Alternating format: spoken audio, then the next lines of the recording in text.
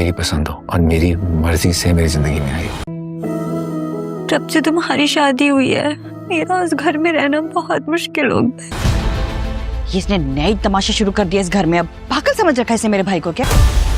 मिनाल को घर वापस ले आओ। वो खुद अपनी मर्जी से गई है ना, खुद ही वापस आ जाएगी। मिनाल और राहील के दरमियान झगड़ा मेरी वजह से हुआ है ना। अलीज़े के पाँव ठीक हो जाते हैं तो तुम्हारा क्या जाता है? मुझे आपको एक बात बतानी है। बोलो। I am pregnant.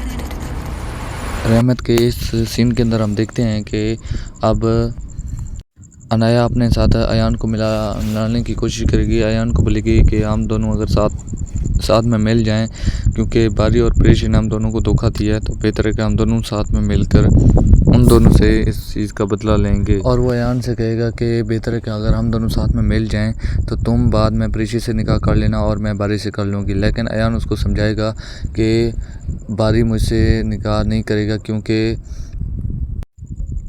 बारी की खातिर ही प्रेशी ने मुझे छोड़ा था और बारी भी तुमसे भी निकाह नहीं करेगा।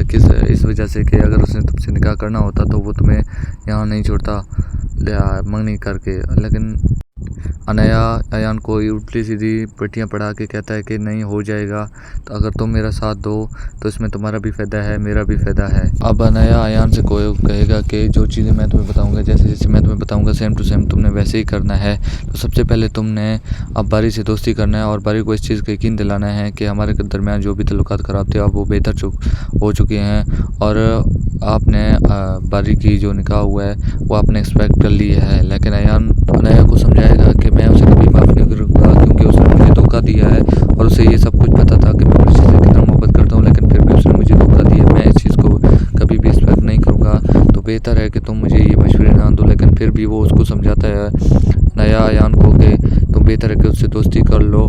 और इस तरह नया अयान को भी समझाएगा कि अगर तुम उस घर में दोबारा आने जाने लगोगे तुम प्रेशी को या फिर बारी से उसके दिल में खलल डालने की कोशिश कर सकोगे जब तुम उसके घर आने जाना करोगे।